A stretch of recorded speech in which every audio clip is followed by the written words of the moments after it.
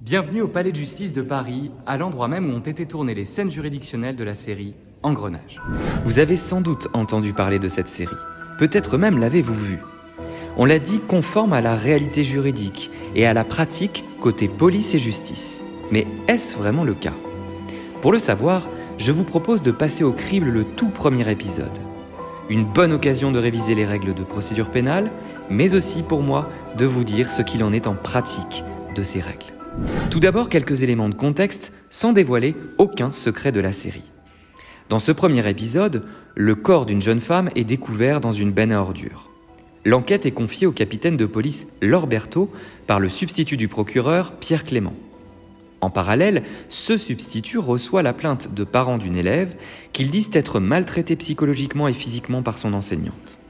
Enfin, le même substitut requiert, au cours d'une audience correctionnelle pour des faits de violence aggravés. Il y a donc 3 cadres procéduraux différents dans cet épisode que je vous propose de passer successivement au crible des faux raccords juridiques. La découverte du corps est le début de cet épisode.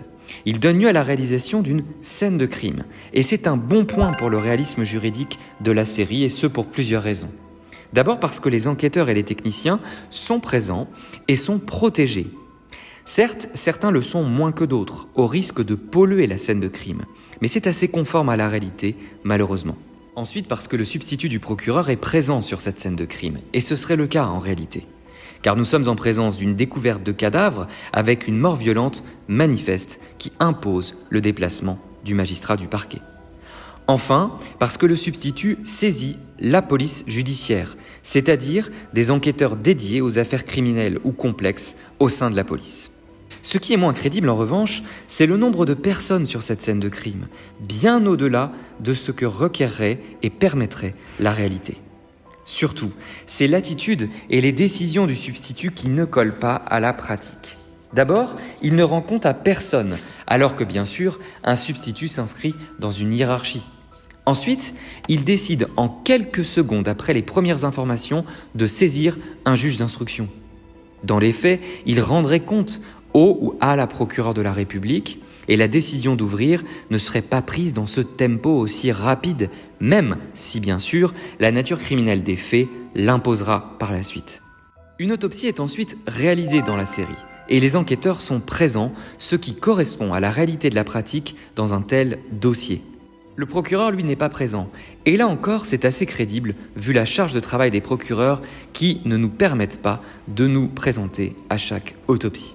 Par la suite, les enquêteurs vont découvrir qu'un cambriolage a eu lieu dans un domicile potentiellement relié à la victime. Nous sommes en journée et les faits constitutifs d'un délit viennent de se commettre et ils sont visibles. C'est donc l'enquête de flagrance qui doit s'appliquer. Les enquêteurs entrent dans le domicile pour faire les premières constatations, ce qui ne pose pas de difficulté s'agissant du domicile de la victime. Il en irait différemment d'une perquisition qui imposerait la présence du propriétaire ou de témoins. C'est donc ici un bon point pour la série. En revanche, la séparation entre enquêteurs, substituts et juges d'instruction est problématique dans cet épisode.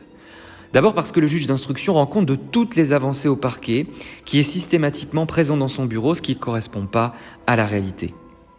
Ensuite parce que l'enquêtrice fait des comptes rendus parallèles au substitut, ce qui pose problème parce que son enquête, elle la mène sous l'autorité du juge d'instruction. Enfin et surtout parce que le substitut donne des indications, des directives parallèles, ce qui n'est pas possible en pratique.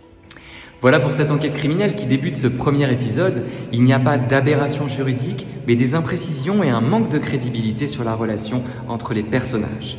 S'il fallait évaluer, je dirais que c'est un 7 sur 10. La seconde accroche de cet épisode est en revanche beaucoup plus problématique.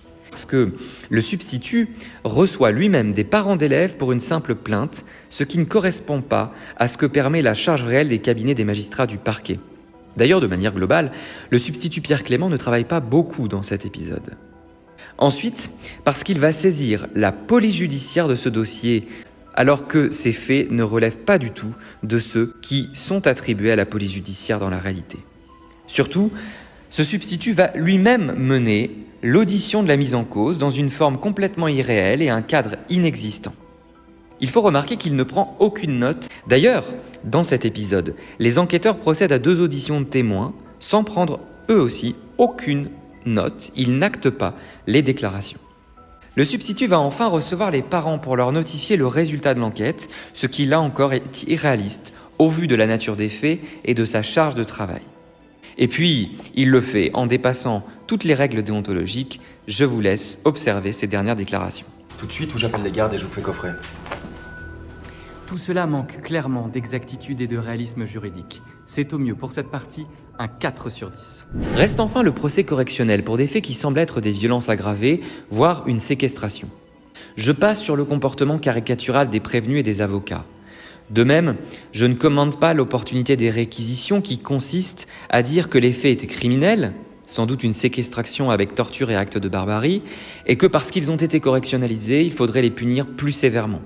Je ne relèverai pas non plus que ces réquisitions sont appelées plaidoiries par l'ami du substitut, parce que, en réalité, les amis se trompent souvent. C'est surtout une question déontologique qui se pose, s'agissant de ce troisième cas. Lorsque l'avocat des prévenus meurt d'une crise cardiaque à l'audience, l'autre avocate, jouée par Audrey Fleurot, demande au substitut du procureur de ne pas s'opposer à ce que l'affaire soit finalement retenue, car elle compte profiter de ce drame pour obtenir une relaxe fondée sur l'émotion du tribunal. Je vous laisse apprécier la réponse du substitut et le réalisme de cette situation. Si on reporte, mon effet tombe à l'eau. Si vous y tenez. La déontologie pêche encore lorsque le substitut ne voit pas de difficulté à être invité à jouer au poker avec une mise en jeu d'argent. Tout cela relève peut-être de la personnalité des protagonistes, et c'est ce que pourrait nous révéler la suite de la série.